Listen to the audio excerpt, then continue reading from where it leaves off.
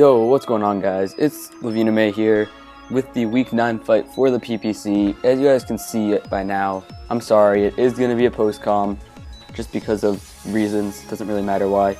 And I'm on the far side. I'll try to switch it if I can, but if not, just remember that's my team. So I'm just going to jump into it. So we started, here we go. I led with Hoopa. I don't know what I was thinking with leading with Hoopa, to be completely honest. I mean, I got lucky because of what he led with, but I was going to lead with Hoopa. I led with Hoopa because I thought that he was going to send in Azelf to lead. I don't know why that Hoopa's the counter at all, because Azelf has really good attack as well as special attack. But yeah, so I led with Hoopa. He led with the Kyurem, which was good for me. He hit Draco Meteor, which did a decent amount, but not too much. And I just fired off a Psychic just to get some damage on that Kyurem. And then he switches out and he went into Azelf, which was the counter. And I was happy that I did that because I was not sure what item he was at this point.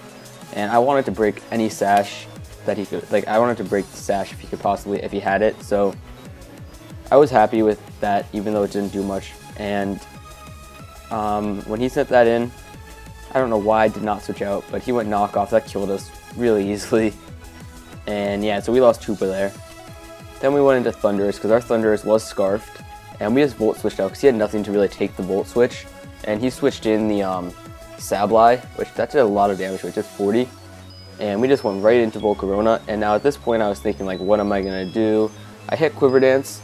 My set was not the best. Honestly, I didn't even know. A few things that I noticed when we started the fight. I didn't even know that he had a Heatran. Let's just leave it at that. I did not remember that. Well, I probably did know when I was building, but like, I did not see my Heatran counter on my team at all. So, yeah. So that Heatran kind of scared me. And then I looked at my team, and I did not have a true Manaphy counter either. My only Manaphy counter, I mean, I had Partial Berry on the Nidoqueen and the Volcarona, but like I wasn't sure if that would be enough. So I was nervous for that Manaphy as well, but whatever. So I went into this. Of course he brought Taunt on that, which was very smart of him. And I did not get my Quiver Dance off. Right there I just switched out because I didn't really want to like play around with him. And I went right into Thunderous. He went right into Manaphy. And I just fired off a Thunderbolt because I looked at his team. I mean, the only thing that really takes a Thunderbolt is the Kyurem. I mean, obviously, Heatran can take one, but like, you know what I mean. Like, Kyurem is the only one that's going to really resist it. So I thought that it was a pretty safe bet to go for just scarf myself into Thunderbolt. So I'm for Thunderbolt. He had the walk-on berry, which was good for him. And so that we did not do that much to him. And he fired off an Ice Beam, which did 57%, as you guys can see. And it happened to freeze us. Now, this series of events that's about to happen is just some crazy hacks all in one. So I'm just going to talk about it. I basically end up, so I thawed on the first turn, which I was super happy about. And I got a Thunderbolt, and that didn't even kill him. But then he got paralyzed, and he got para-haxed. So, like, as you guys can see, that was a crazy turn of events right there with all that hacks. I mean, he froze me. I thawed out for turn 1, then I got the 10% paralysis on him. And then he went right into the Kyurem, and I thought the Metagross was a safe bet to come in now, just because of the fact that, like, he's either going to hit me with a Draco Meteor or an Ice Beam. I didn't expect him to go for Earth Power, because obviously what we had in, and that was not smart. So I was happy, and I went for the Meteor Mash here, got the +1 attack, and I was a little bit dumb, because I actually thought that I would live a Flamethrower. I realized after I died that I could not live that Flamethrower, and I went right into Nidoqueen. He switched out because, like, you can't stay in, and I predicted that, and I went for the Shadow Ball because, like, let's think about that, guys. Heatran cannot stay in on Nidoqueen. If Heatran stays in on Nidoqueen, that is really dumb, and he knew that I had Earth Power, Earthquake, so he went right into his Levitator, which I ended up killing, which was huge, because that thing was a huge threat to my team. And then he went into Kyurem, and at that point I switched out because I knew I wasn't going to outspeed the Kyurem, and went right into Thunderous just to stack it off, because at this point I looked and I was like, you know what, Thunderous isn't doing much. It did its job, got the kill on the Manaphy, And now it's not really doing much, even though, yeah, it's scarfed, it can outspeed everything, it can just thunderbolt everything, but still, I just went and sacked it off here because why not? And at this point, I was like betting money that he was scarfed because of the fact that, just of how he has been playing, I was pretty sure that he was scarfed. And with that, I got a little bit nervous. I went to Heracross here. Heracross is very bulky, if you guys have not noticed, or if you guys have not learned, surprisingly. I mean, it's not going to live a flying type attack, but any other type it can.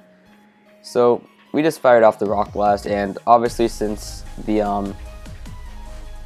what's it called? The Mega Sableye is not very fast. We just outsped it and killed it there. And then he went into Full Buster, which I was extremely happy about, because if he had gone to Heatran there, we would have been screwed.